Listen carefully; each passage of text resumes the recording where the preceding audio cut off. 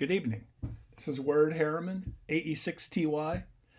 I've been playing around with the programmability features of SimSmith Anvil, and I thought I would take this chance to show you some of the simpler things you can do with Anvil and maybe inspire you to give a little thought into how you could use it to your advantage. The topic today would be 1/12 wave matching circuits. And most of us are familiar with these.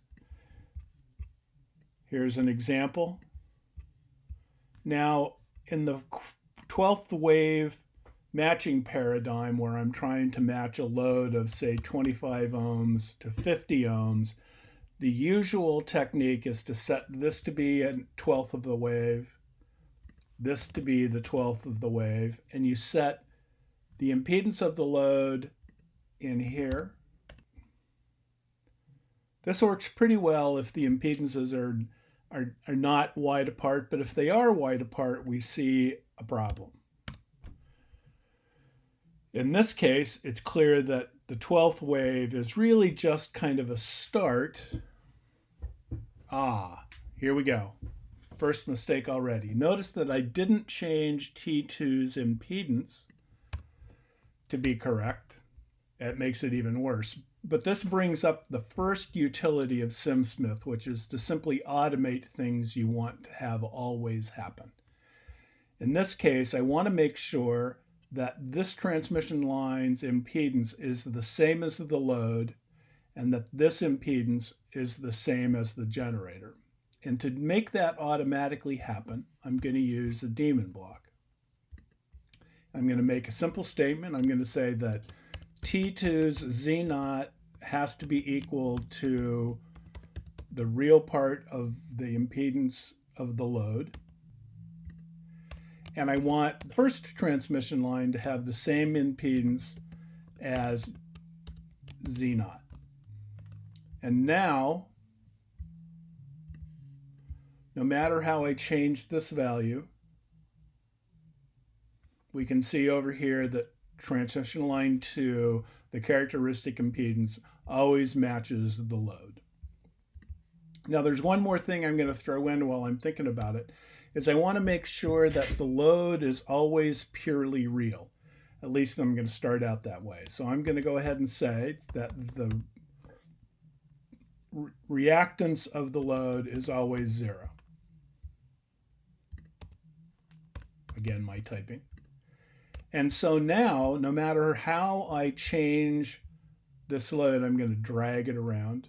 No matter how I try to change the load always has a purely real value. So that's the first use of the daemon blocks, to simply ensure that things I want to always be true are always true. This lets me come here and play a little bit with how I might make a general purpose two transmission line matching network. And what I find is that I need to shorten this until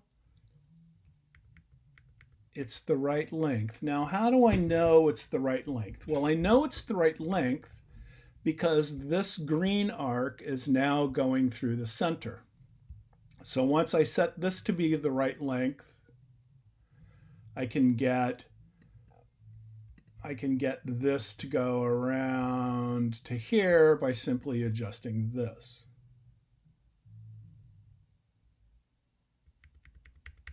So what I'm interested in this case, was writing a little program which automates just what I described. And I'm going to do that with the daemon block again. And I'm going to put it over here. I could really put it anywhere, but I'm going to put it here. And I'm going to say I want to start out with my transmission lines both of length 0. And I'm going to want to come back and reset it occasionally. So I'm going to make a button. This is a new feature of SimSmith 17.2. I'm going to call reset. And when reset happens, I'm going to say t1.feet equals t2.feet equals 0. So now, this takes one argument. So now, anytime I hit the reset button, these lengths will be set to 0. So I can make a little program which will set the values of whatever parameters I might want to set every time I hit this reset button. So now I have done this daemon block, which is just making sure that the transmission line impedances are correct and the reactive part of the load is 0. And I've made this one, which does this little,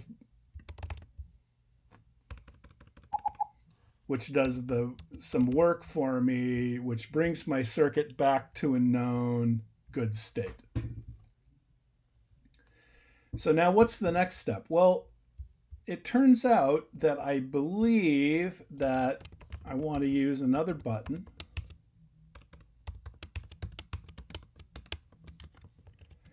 And I'm going to say what is the first step that I need to take in order to make this match happen. And depending on the result of the test, I'm going to increase the length of this transmission line. Now, how do I know that the transmission line is long enough? And I thought about this for a while and did some playing around. And I finally realized that the way I know this transmission line is long enough is when the green arc goes through the center. Now, how do I know when that's going to be true?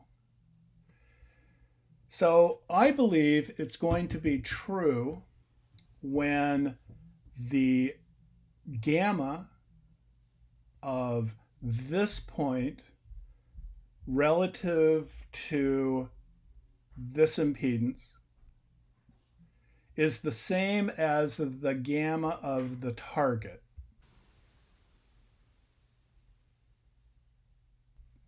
So I'm going to say my target is the gamma of this relative to the impedance of this, the impedance of this transmission line relative to the impedance of T2.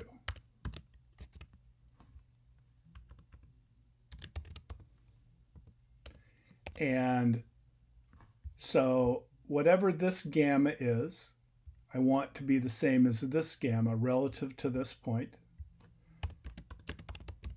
So the radius, I'm going to call it the radius of this gamma, is the gamma of T1.z relative to T2.z. And here you can see I have two little variables coming out.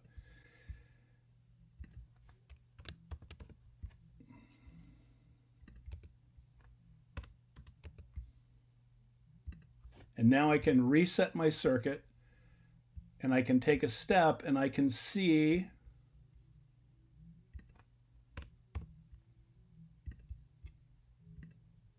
here's my target gamma. This is the gamma of my target destination relative to this impedance. And you can see that right now this transmission line has 0 length. And so the radius of this gamma coming out to here is 0. So far so good. And now I'm going to say if the radius is less than the target, actually the radius, the magnitude of the radius is less than the magnitude of the target,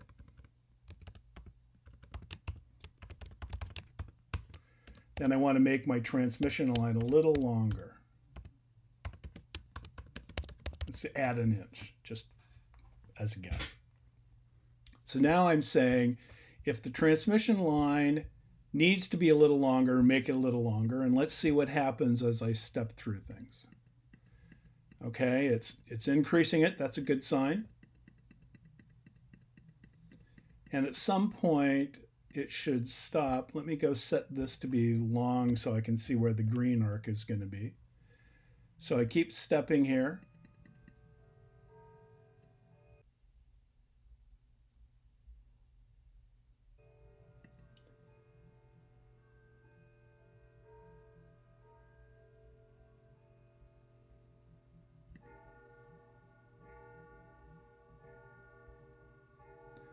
I'm going to change things a little bit here. I'm going to say that I want the magnitude of the target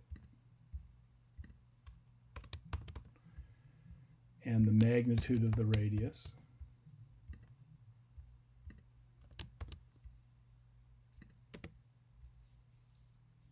Z naught, get all the knots right. So I want to make sure this reference is correct. And I can get rid of these magnitudes now.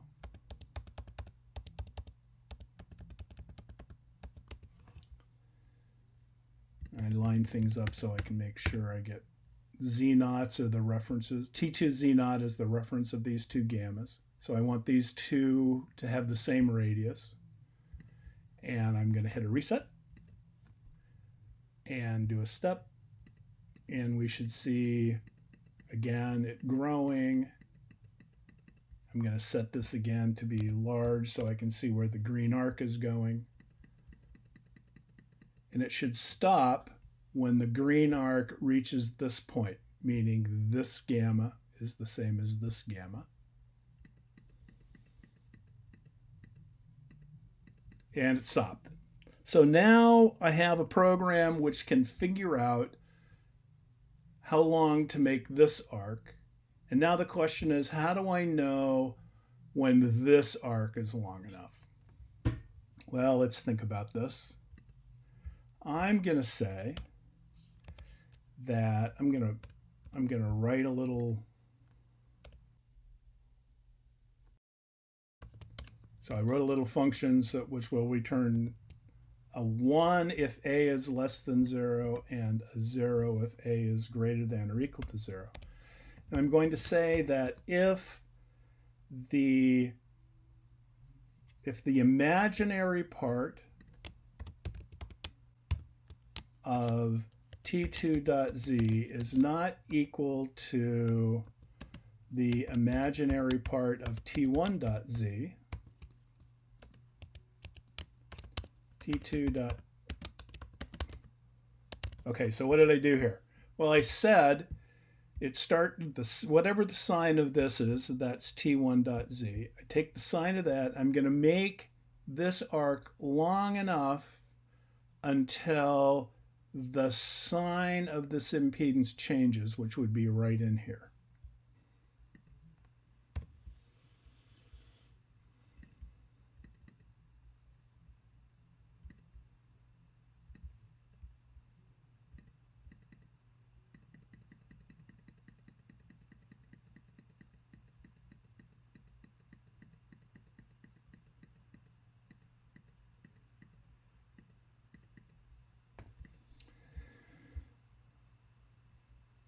So I'm going to change things a little bit here. And I'm going to say, if I make the first one shorter, then I don't want to do anything else.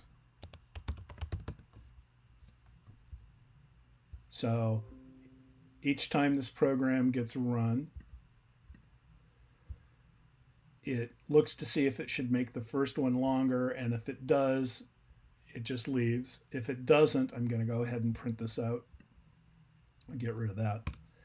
And if the sign is the same, from here to the end of this arc has the same imaginary part, then I need to make it longer. So we're going to do a reset.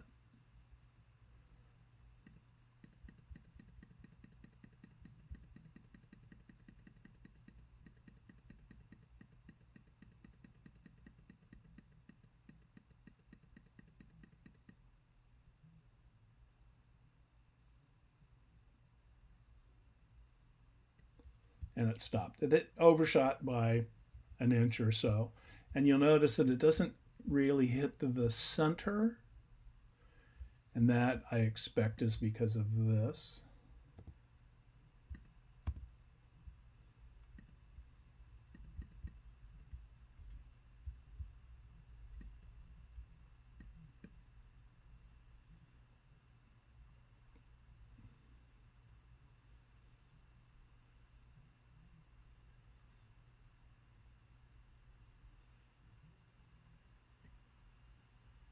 Now, this is probably overshot by that inch as well. But we can come down here, we can move this over and see if it works at other impedances. Seems to work okay there. Let's pull this over here and see if it works from the other. Look, see, every time I change the load, I need to come up here and do this reset. That gets annoying. So let's fix that. We'll say the last impedance, last Z, we'll say if last Z is not equal to L dot Z. So if that changes, of course I want to record that it changed. And I also want to reset things, so I'm just going to say reset. As it turns out, because I have a button called reset right here, I can call the reset function directly. Now every time I change the load,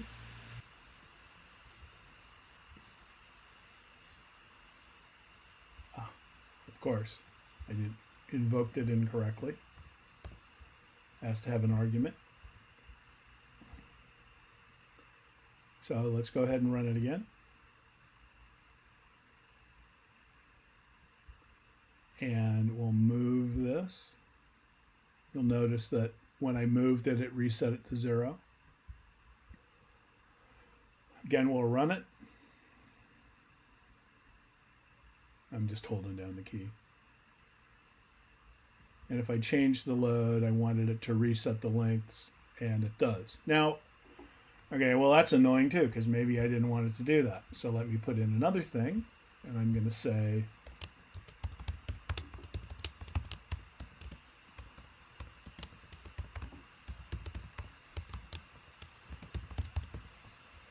so I'm going to make a new kind of thing here, and I'm going to say if mode equals auto,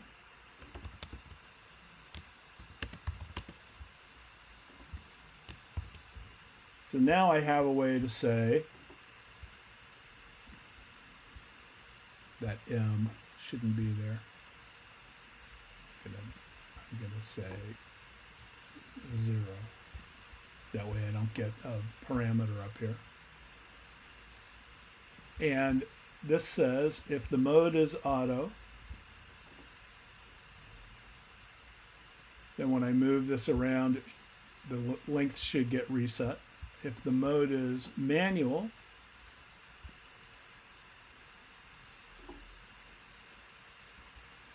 and I move this around, it should not get reset.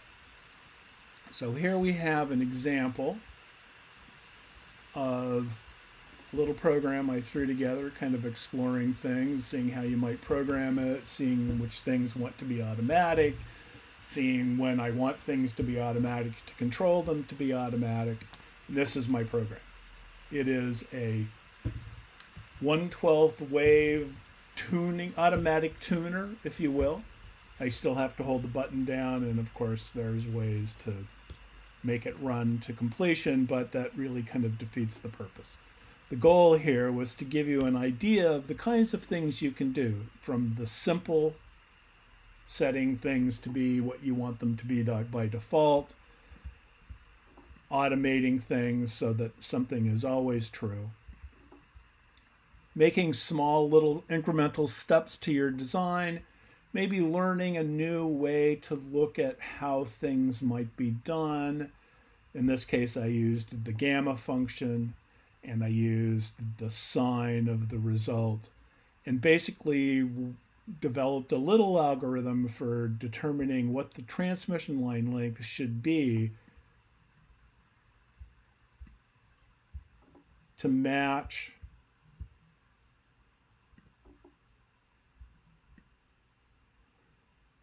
an arbitrary, purely real load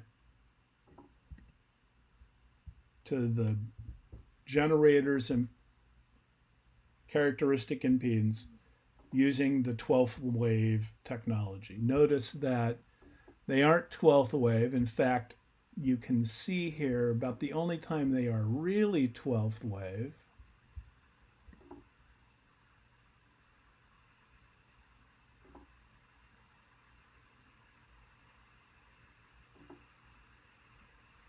is when the two impedances are fairly close together. You can, of course, generalize this to your heart's content. You could have it seek faster by doing a binary search on the length. You could have it take arbitrary load impedances, not purely real load impedances. As with anything in programming, you can program to your heart's content. But in this case, automatic kinds of functions, resetting your circuit kinds of functions, automatic activities or modes for automatic activities, and simple tuning steps in this specific case. And you can get a lot of work done and do a lot of exploring of the RF domain without making typographical kinds of mistakes. So for example, here's one where I moved it over. Because I didn't have it in auto mode, it didn't do that. So I'm going to turn on auto mode. It reset it like it should, and then I can do my step and have it run. So there's a ugly demonstration, not very pure. I didn't rehearse it. Example of the kinds of things you can do by programming SimSmith. Even some relatively trivial programs can save you lots of time in hunting down problems that you just forgot to address. Hope that was interesting. Hope it inspires you to write a few little programs to see how it can help you in your explorations. This is Ward Harriman, AE6TY. Thanks for watching, and thanks for using SimSmith.